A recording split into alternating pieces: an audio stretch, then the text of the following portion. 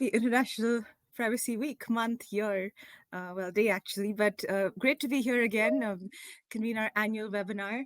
This time I've brought with us two extremely wonderful guests from UK and Canada.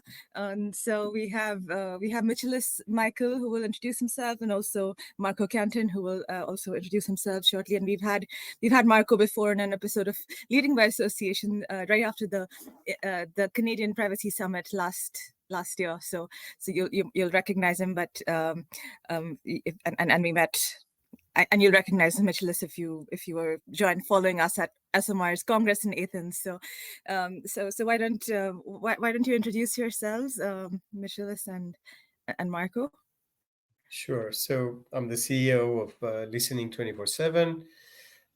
We are started off as a social media analytics, social media listening and analytics organization. We're now producing social media ads, which are targeting specific conversations because of the AI that the new generative AI genre that we are also using. And I'm based in London, like you said. Okay, wonderful. And Marco, how about?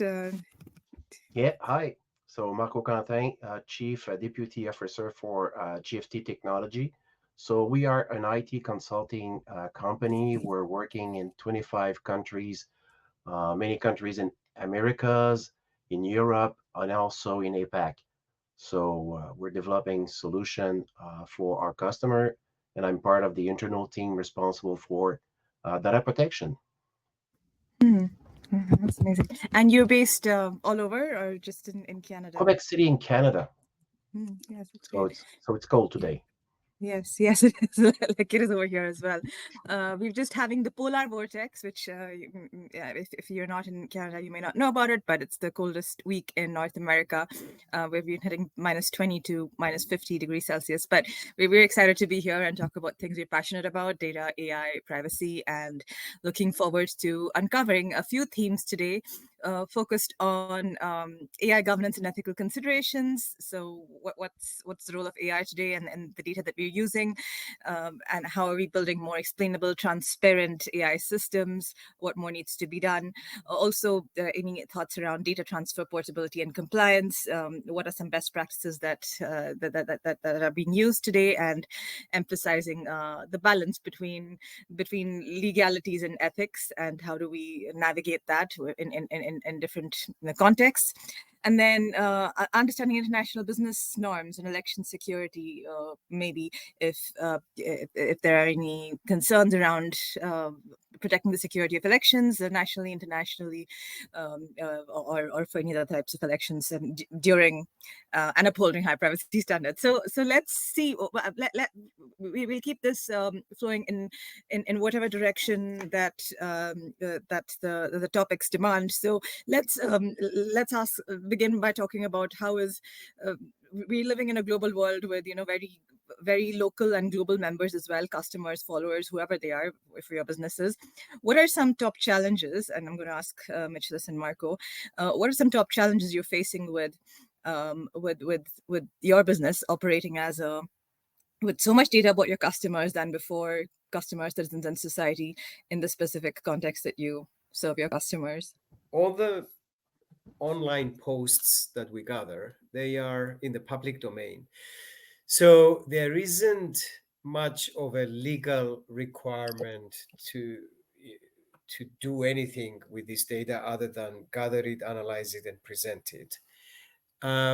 However, even though there are no legal requirements, there might be ethical requirements. So if someone, for example, posts something that maybe about their health or about something sensitive that they didn't maybe even realize that they did it in a public domain platform, we are able to capture this and make a decision if it is ethical to share what the author said or simply anonymize it. And anonymization is the way to go when it comes to customer data, because we also take data from call centers or from email correspondence. And we write script which removes all the references to personal data before we use it in our reporting. So not too many challenges, in other words. No, it's amazing. Well, thank you for sharing. Marco, what about how do you deal with uh, this, data deluge Yeah. and dealing with both the the legalities and the ethics? In our case, we are, because we're a consulting company, we are developing, software for a customer. So usually when we are working on a project with a customer, this is where we're going to work you know, in, I would say in a team with their legal team, or compliance team, privacy team. So usually we're going to work, collaboratively with them to deliver a product that will help our customer to meet their compliance, and regulations. But also, since we also have to deal with the our employees' personal data, and here we have, different. Privacy is one aspect, but also you have different legal aspect because we have labor laws and other laws that are coming into place. Uh, so right now, so this is where we have to handle different legislation, and our approach usually is to use what is the more restrictive aspect, and to say, okay, if we are respecting for every legislation, we are using the more restrictive aspect, then we are okay in our policies and in our guidelines and what we're doing, no matter where we are deployed in the world. Can you post share an example of a specific policy that you're having trouble adapting to, or maybe it's taking a lot of your time and a lot of your hours, since you mentioned it? Give you an example, we you have legislation to answer a data subject request, which is part of the GDPR. The GDPR is giving you, 24 hours to respond to acknowledge that request, and it's giving you 1 month to answer the request.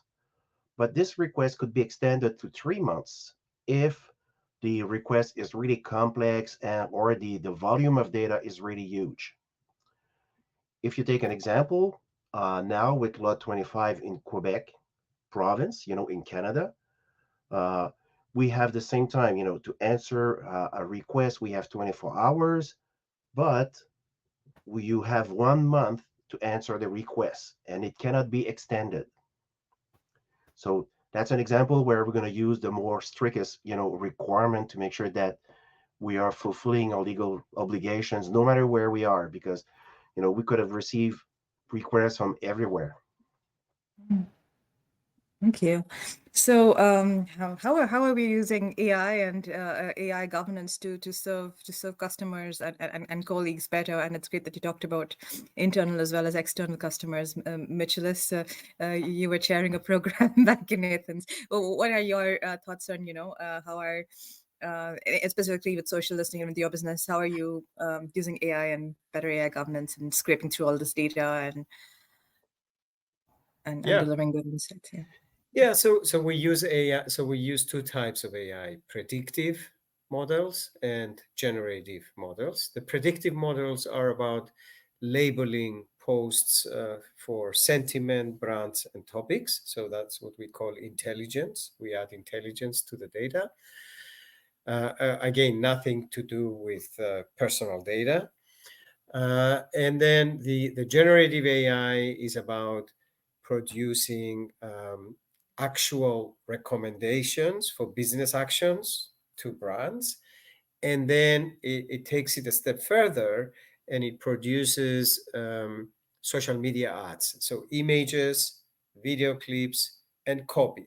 Now, here you might get to some issues around um, ethical issues, maybe. If the AI is trained in a certain way that doesn't represent everybody, then maybe they will be producing humans in an ad that are of a certain race and not another. Things like that may happen. And so the users of AI, they have to be aware of these things, and they have to use training data that is legally obtained and that is representative of what they want the AI to do, what kind of content they want the generative AI to produce. Mm. Wow. So, how are you making sure that it's, are your clients, are they making sure that, it is being more representative? Yeah, so in our use case, we don't have to worry about that because we take all the conversations online about a brand, and whatever the conversations say, and it's, I repeat, all the conversations, not a sample. So that's Mm. why we don't worry. It's the real situation out there is whatever people say in a certain country, in a certain language about a brand, let's say Coca-Cola, that's what will flow in as training data and then as data that the AI will process. So Mm. we're not too worried about um, samples or defining data since we're using all the data on the subject. Mm. And you mean all the subject on the internet that was ever published in all the social media, and is that correct? A project on social media listening is defined by a period of time. So you may say, give me all the data, all the posts from all the available sources on Coca-Cola in the English language in Canada. You may define it like that, or you may say in the English language globally. But then Mm. you also have to say from the 1st of January of 2024 to date. Or Mm. you may say start gathering today and continue gathering every day, and then you keep adding up to but it's always everything, whatever the period that we define, we gather everything there is in that language in that country. That's amazing. And are you also able to classify them and in terms of the type of conversation it is, whether it is positive or is it negative for a Yeah, brand? Is that something? yeah, Yes, okay. yeah. So Mhm. like I said at the beginning, the main things or the main kinds of intelligence we add are what is the brand, what is the sentiment towards the brand mentioned, and what is the topic of conversation, what is it about, what are they talking about. Mhm. I'm assuming if you could do it for a brand, you could even do it for a country, Yes, and just how the we people have feel done it. about it. Yeah, and we have done it for countries. We've done it for Mhm. Switzerland recently. Uh, Marco, what about you? You're in a very different part of the system. What do you think? How are you using AI? How are you using AI governance? And I'm assuming it's more internally, but even for your products, just can you share Yeah. some ways you're using AI and AI governance? In our case, we're using, AI internally more the generative AI, two aspects of it. So you could see that we're using it as a kind of a super intelligent search, to make sure that people during operation are finding the right information about the processes, who they to talk to within the company. So that's one approach. And the other also is to support the our developers, to help them build stories, review their code, make some tests, samples. Or so this is how we're using internally AI. After that, for sure, we could have some project with customer that we're going to use different type of AIs, but that will be depend on the context of our customers, and Mm. usually they will have their own AI that we're gonna integrate, or and this is how it's working. So AI will be used in these kind of environment to do, fraud detection, detect money laundering, and for sure this is also then again using most of the time a large language model because you want to detect, different patterns within the transaction to detect, hey, this is a fraud, and then you could flag it as an example. So this is how it's being used in these, I would say, usually in these type of industries. Hmm.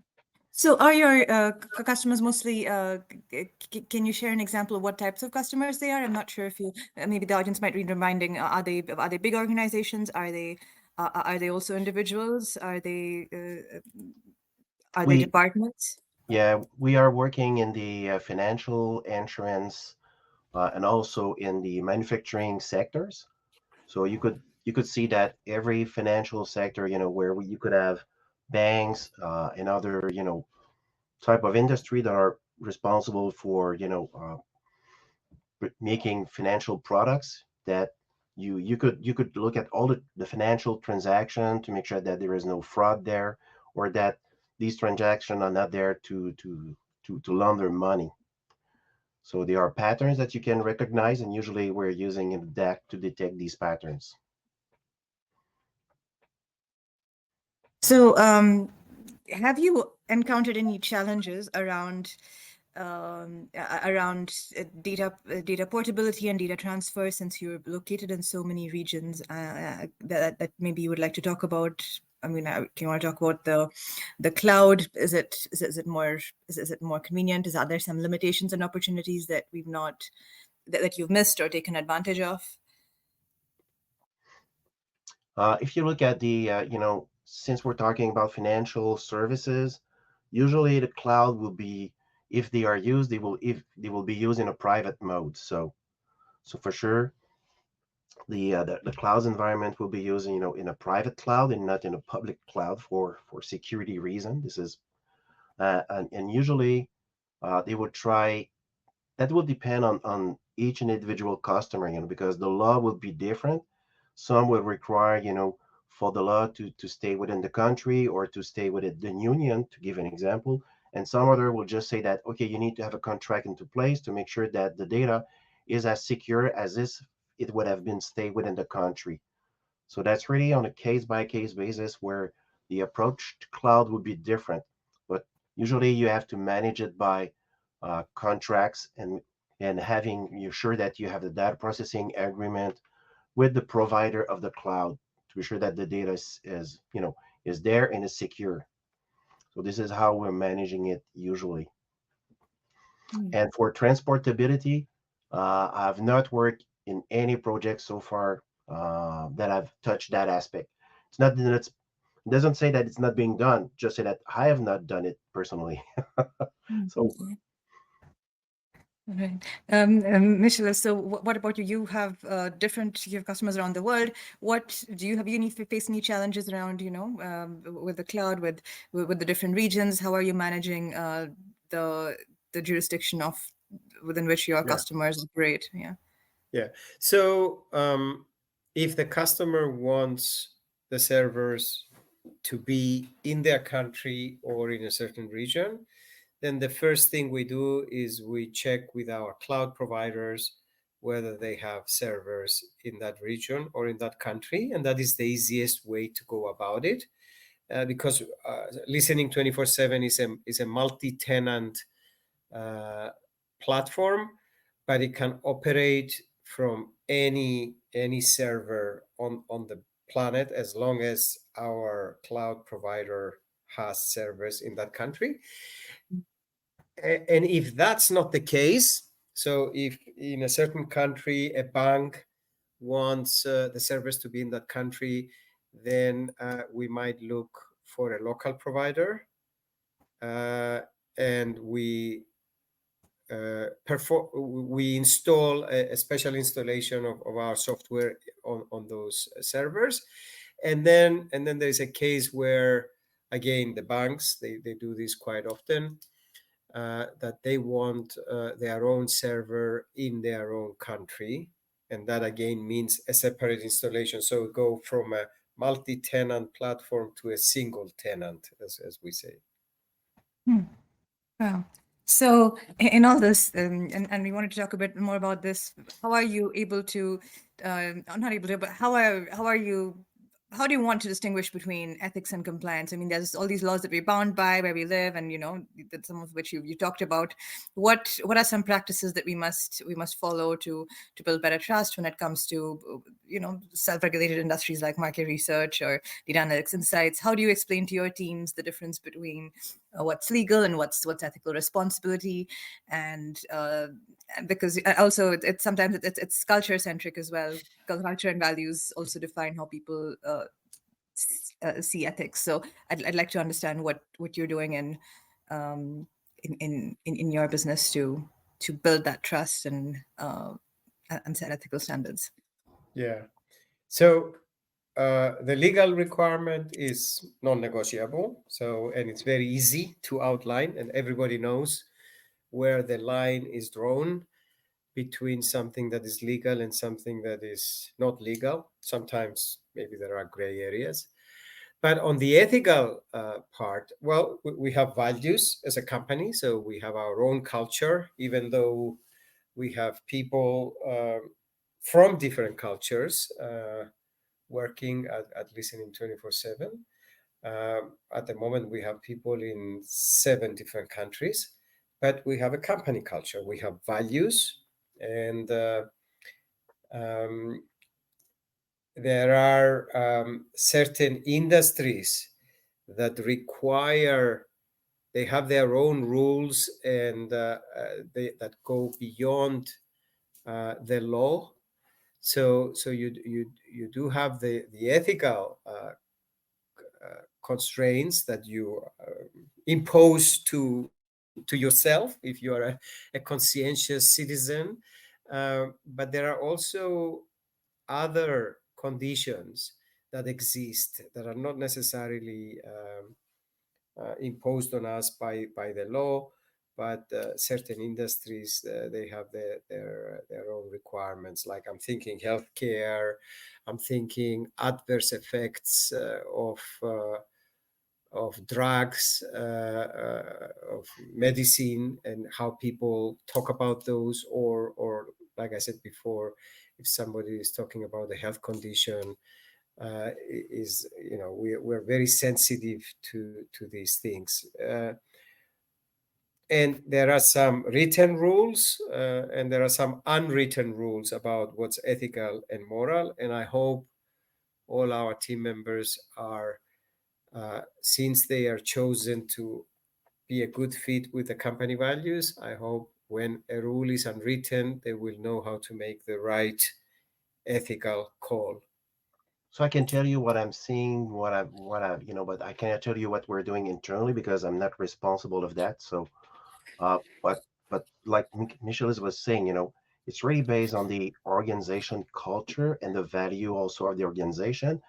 But you also have to take into account, especially if you're deploying AI and your intent is to deploy that now in the EU with the AI hack that has been enforced there. There are already use cases that have been, labeled as unacceptable.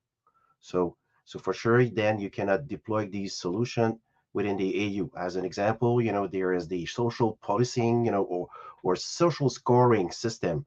If you're using AI to do a social scoring, like in some country where it's happening, where they have social score, then you cannot use that AI in EU if you want to deploy that there. So that's one example.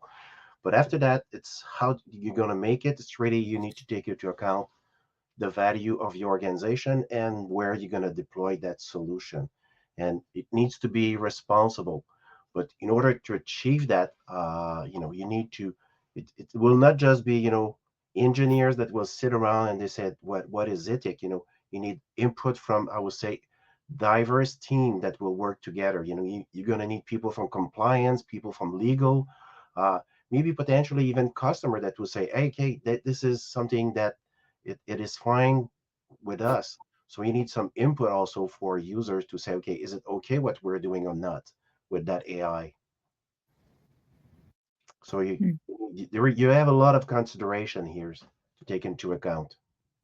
So for example, I mean, there are rules, of course, some of which you talked about, like in Canada, the delay in privacy rules are or privacy reform is impacting businesses' ability to evolve to certain standards, and in the U.S. there's a lot of political changes and regulatory uncertainties around AI, and in Europe, they've always already set a bar with their frameworks and the act. So how are you navigating these different regulatory changes? Sometimes delays, sometimes um, uh, slowdowns, and political developments and cultural attitudes towards the systems that you're building or developing, so that people are able uh, to be more trusting of your systems and services. That's a really good question. I say if we're building, let's say if I would be responsible to do that, my first thing will be really to say, okay, and you have to take out all the legislative, regulation framework that exists. In Canada, we just have a framework which is voluntary based. In Singapore, as an example, they've got a framework where that's called Verify that you could use to make sure that your AI is compliant with the AI, regulation there. So it really depends. So my approach will again be the same as for privacy for AI. Use the more restrictive one. So if you're able to support the more restrictive legal aspect in AI, no matter where you're deploying it, then you're going to be okay to deploy it everywhere. So that's one good approach to make sure that what you're doing will not be banned from one of the countries where you want to deploy that solution. Hmm. And but for Canada, we know now that Bill C-27 uh, is doomed. Yeah. So we're gonna have to wait for the new government to come up with something. And with our neighbors in the south, there is a lot of uncertainty, I would say, at the moment. So that's why I would say my recommendation would really be to look at the different law that exists everywhere and make sure that you're compatible and compliant with these regulation or framework. Are you concerned? Are you worried about these changes, or are there, in terms of how other businesses and organizations are dealing with data, and Yeah. there have been a lot of examples in the news. So Yeah. I wanted to. Mm. I think Marco said it right. If you go with the strictest there is, and I would even add, and I think, I mean, you may correct me, Arundhati, but I think if you follow the ESOMAR code of conduct, I think that's even stricter than GDPR, which is one of the strictest at the moment.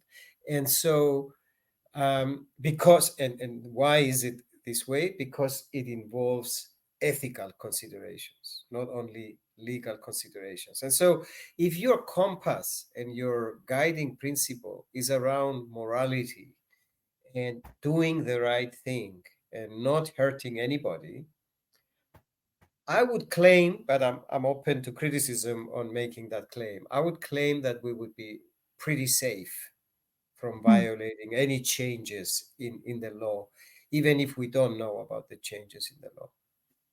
Mm.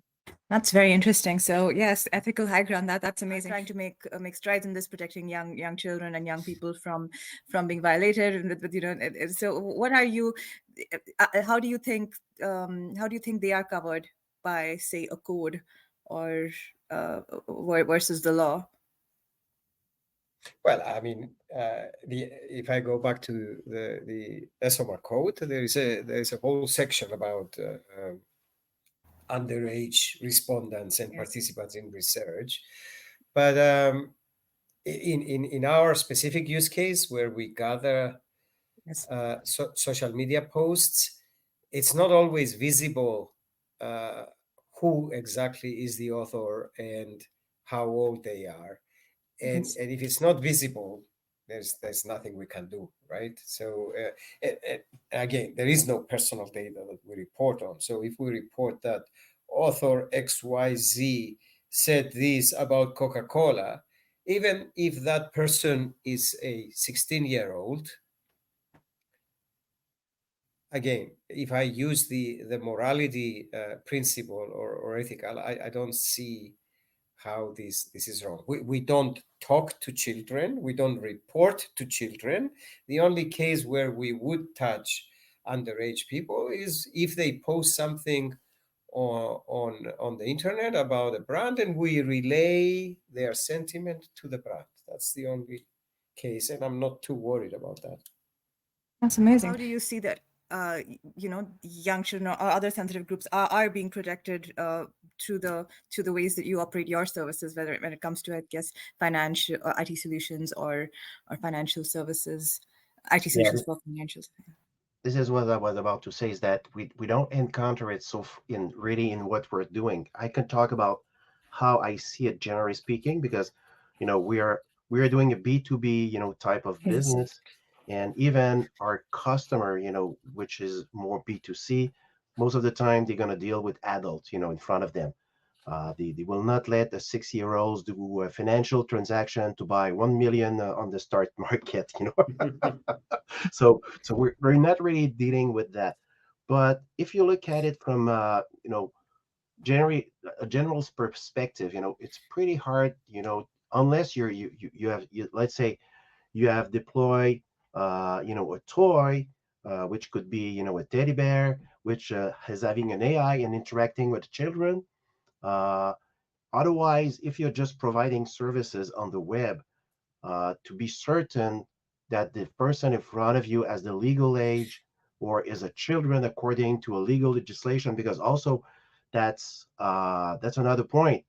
Depending on what type of majority are we talking, uh, depending on the subject and the services, the minimum legal age will vary in countries, and between countries that's totally different.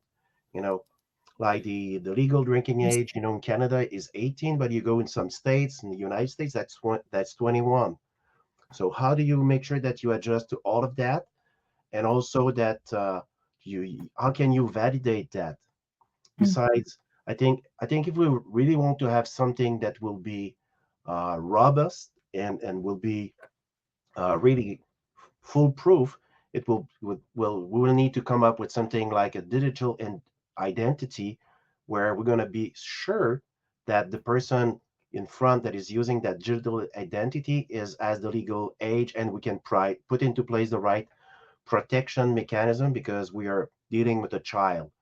But besides that, it's pretty hard to have a full proof of the identity of the age of that person that you're interacting with. Like Michelle, like I said, you cannot know otherwise. Mm.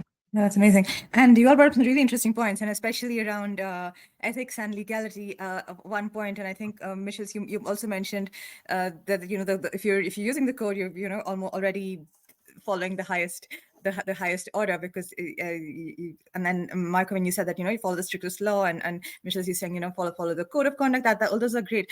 What do you think? And yesterday I was in my class, I was watching presentations of students analyzing codes of conduct of different organizations they found, and one of the common themes that came through was that they felt that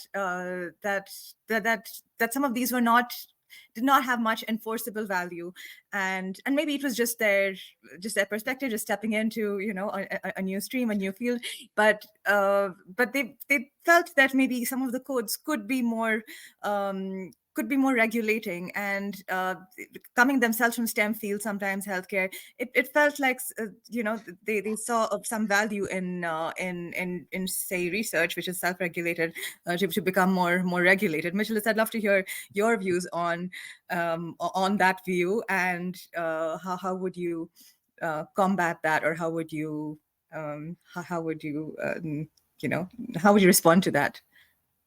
What, that market research should be more regulated, Yes, yes, or the yes, that it should be regulated, not self-regulated. I'm not sure if I agree with that. Yeah, it's a longer conversation. I don't know if this is part of the data privacy conversation. It's a little bit But I part think of the it. reason why the one that they were saying that was primarily because of AI and privacy, where you can get a lot of information quickly from sources which may pretend to be human respondents, for example, but they're not actually, and things like that. Concerns like those were what were driving that perception of theirs that, it should be more regulated, or the recommendation? Um, you know, so you're talking about fake news now, I Yes. think, right? Mhm. So in our use case, fake news are useful. We want to know what the fake news are. You know why? Because consumers read them, and not everybody can discern whether they are fake or not. And they get impacted by these fake news. And so they may go and buy a product because of some fake news. So that's why we do want to analyze all of it, fake or not, when it comes to commercial products and services. I'm not talking about other subjects. And it doesn't really matter if it's fake or not fake, it as long as the consumers cannot tell if it's fake or not fake, and they get influenced by that piece of information. We need to analyze it. We need to capture it, and we need to analyze it, and we need to understand it. But you made another point, and I'm moving the conversation away from this hot potato consciously. You said some of the students said that the code of conducts are not enforceable, right? You said, I understood you correctly. Mhm. You And yeah, yes, you especially said for that. people who are not members of an association, for Oh, example, or okay, okay. yes, No, yes, no, yes, I was gonna say, if you're a member, it is yeah, enforceable. yes, yeah, You yeah, get disciplinary sent penalties. away, right? Yes. You're kicked out of the organization, and Yes, that's how yeah, you yeah, enforce. yes. Okay. Yes, that's okay. That's interesting. That's so great that you give that example of how you're using fake news for social listening. Mm, Marco, did you have any thoughts on regulated versus self-regulated industries when we're talking about, what should be ethics and what should be by following the law? And that'll be the segue into the last question, but I want to first hear from you. What I can tell you, and I have to be careful. It's really a personal opinion, and it's based on my personal values. Mhm. Me personally, I don't believe in self-regulated, industries. The reason why is because you're gonna have, organizations that are really good player and good, citizens, which and most of them are, but they are bad guys out there. And I don't have to provide example. You just have to watch at the news, and we see that there are bad players. So if there are no regulation, then it's the far west. They can do whatever they want. Uh, so that I think this is important to put some regulation to make sure that the arms to the to the individual is limited, because otherwise, how are you going to you know pursue that, or are you going to protect individual life? For me, it's hard to understand that industry would do it by itself. I'm not. If you just take an example, how many years did it take to have a seat belt in cars? Before that, we had no seat belt, and even some car producer were not producing seat belts until it was part of the regulation of some countries to the okay, you need to have seatbelt because that's the way to protect life in car accident. But some producer were not, were fighting against that, and it was the same argument, that by putting these barrier or guideline that we were slowing down innovation, which it's not always true. So for me, you need some guidelines, some barriers to make sure that the impact or the arms to human is limited. But you should not put too much of them to hinder the industry. But we need guardrails. That's my personal opinion. Yeah, yeah. Thank you for both for sharing your opinions there and perspectives. What do you? But something that has been recent has been elections and around the world, especially, and which has all led when we have elections and people are talking about election security, whether this is in a national, federal context, whether it's global. What do you think are some big issues facing, say, election security today in a democracy, and especially for regions and different groups to actually uphold a better model, if they want to uphold this model of governance, what can they do better to improve, election security? Because there's a lot of news and stories around, the ballots not being secure, and countries that are heading into elections also want to know how can they better protect their the security of the most important process that that decides who their future leaders are. So, any thoughts or question how you can improve trust in voting systems in issues like in self-governance models? So you're not just talking about misinformation during elections, you're also talking about ballot fraud. Is your Yes, question yes, about? yes, yes, Well, yes. Mm, maybe Marco should take this one because he's all about fraud. okay, that's fine. That's okay. That's perfectly fine. That's teamwork. So, you know, when we're talking about that aspect, and especially if we're linking it with AI, we're really talking more now. I would say harms to society than harms to individuals. So that's a different aspect. So here, how can we make sure that we're using AI here in a proper way? Against, I think you're gonna need some governance and you need some regulation to make sure that what you're doing is fine. Because you could use AI to create deep fake or fake news, like Michaelis has stated before, where you could say you could have you know I, w- I would say a senator or a deputy that it's you totally change what that person is saying by just using some AI to change the face and change the movement of the lips, and suddenly instead of saying that I'm for nuclear electricity, we say that it is against nuclear electricity. I'm using a bad example, but it's just not to make any link with existing politicians. Hmm. So that's an example. But the other I would say harms that could happen is that and we have seen that during one of the election in the country a little bit south of here, where you know where AI was used to create what was called AI eco bubbles, where exactly what it was doing is that the AI was knowing that maybe I'd like the one particular party, and instead of showing to me what the other parties were saying about this election, what were their preoccupation, which could have helped me to take a decision. Instead, they was no, the AI was just fitting me with news coming from just one line of thought. So, and that will influence me and reinforce me into what I'm thinking that, okay, what I'm thinking is right. And maybe what I'm thinking is maybe not right. But since I don't have the full picture, because the AI has filtered the information coming to me, then I'm totally biased. So Uh, that's, oh, so, so you did end up talking about misinformation. I can talk about that too. I Yeah. thought you yeah, you had something to say about ballot fraud. Do you? Actual ballot fraud fraud.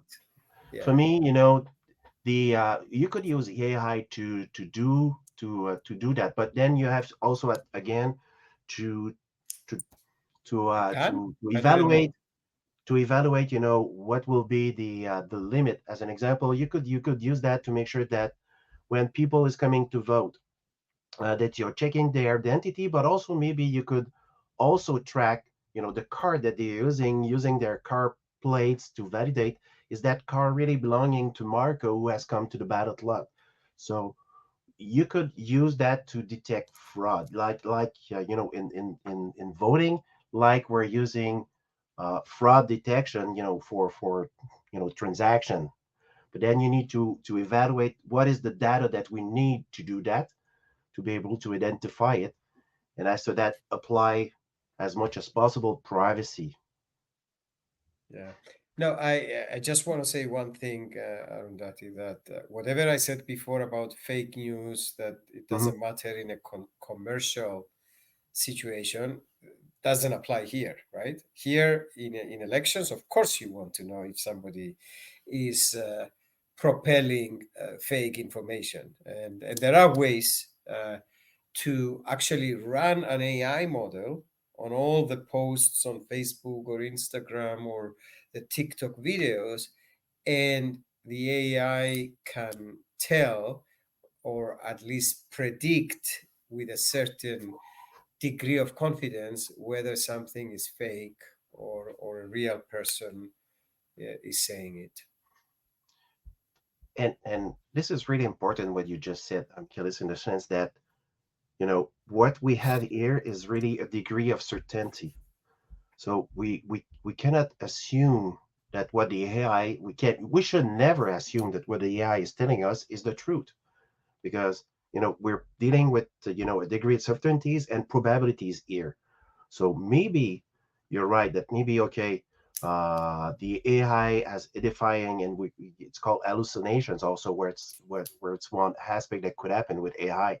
So it could end up that we're going to have a false positive that would say, okay, that guy Marco is as voted, and that's a fraud, in the election. Yeah, And yeah, so whenever you do that, you need to be careful about dealing with the result, because you cannot put yeah, accusation right off the bat. But not only that, I've seen in some industry where I was working, where we were putting into place some mechanism to detect, I would say, unusual behavior. yeah, For the team yeah. that were working with the tool, what we were doing is that we were hiding the identity of the person. So we were using a pseudonym. Mhm. So whenever we had doubt about someone with wrong behavior. So we were not saying, okay, it's Marco, it will be XYZ. Mhm. And then the team that was doing the investigation to make sure, okay, is Marco doing, wrong stuff? Is he stealing the company? That team is aware that this is Marco, but not the whole team that it's monitoring what's happening there, because you want also to protect, the person, because it could end up that it's a false positive. So you need to be careful Yeah, with that, to not do false accusation, and that you're going to have someone yeah. which honor, or would have been tarnished. But I want to make 2 points on what you said. One is that predictive models do not hallucinate, and you can train a predictive Mm, AI model yeah, to tell you if this is fake and this is not fake, and you do that by it's a yes or no. It's a digital yeah. kind of question. So you give it a few thousand fakes, and you say this is how a fake looks like, and a few thousand real, and you say this is how authentic looks like. Now go label. Uh, all these posts here with fake or not fake. And then you can actually measure the accuracy very, very accurately. Hmm. You can have a human review a sample, and you can see it, and with predictive models you can always go over 80% F1 score. Yeah, So yes, if you use one of the OpenAI LLMs, you're right. They might hallucinate. They might give you the wrong impressions. But there are models out there that are true. more humble. They are narrow, but they do a certain job really, really well, and you can measure their accuracy. I totally agree. But in the I would say in the use case uh, that he was presenting us, more generally, we're going to end up maybe with a multi-model, system, because we're going to have image detection, potentially Mm-hmm. validating Mm-hmm. other, stuff. So we're going to end up True. like a general purposes AI, which we have to be more careful than the predictive AI, that example that you gave out. I Yeah. totally agree. Yeah. True. It's amazing, but all you're saying, all this is so exciting. I think it just pointed me to another final question, which is, what will happen in an age of super intelligence? What will happen to privacy in an age of super intelligence? I would love to hear your thoughts about that. Well, the super intelligence will know everything about you. It will be your boss, and maybe some will call it your God. I don't want to be, Mm, you know, it's a scenario that we cannot really, uh, we can theorize here, but true. nobody knows. Nobody knows what exactly will happen in that case. In my case, I think we have not achieved AGI, so far. So super intelligence will be really in the future. And I hope that it will be the equivalent of Isaac Asimov Foundation, and that it will bring humanity to a higher stage of conscious. That's my hope. Yeah, but you know what they say, Marco, that the moment AGI will happen, Yeah, that's the singularity moment, and the definition of the singularity moment is that a few minutes or hours or maybe a couple of days later, that AI, which you call AGI, will develop a better AI, and then that better AI will develop a better AI and a better AI and a the better moment we AI. achieve, I agree. The moment we And then achieve and AGI, exactly you ASI have will be just exactly. So it's not far in the future after AGI. It's a couple of days after exactly AGI. true. True. That's good. That's going to be exponential. Okay, well, on that amazingly positive note, which of elevating human consciousness and probably us being our best selves, enabled by AI and technologies in the future, but even through codes of conduct and and through the different organizational values and policies, sometimes that we are bound by, and of course the laws. I hope that this conversation provided some meaningful, interesting insight and opportunity to further discuss the implications of what's coming ahead in both AI governance, as well as the worlds of data that all of us are involved with in some way, whether it's marketing research, whether it's producing products and services to benefit our customers and better.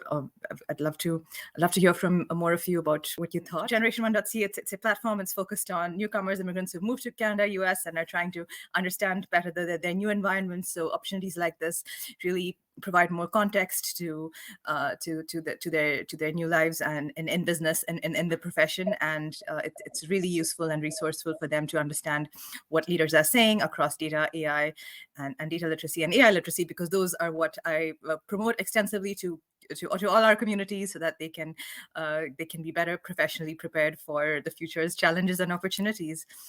So thank you very much, Michelis, Marco. If you have any final thoughts, you're welcome to say it. So otherwise, we can. I look forward to seeing you again at a future session.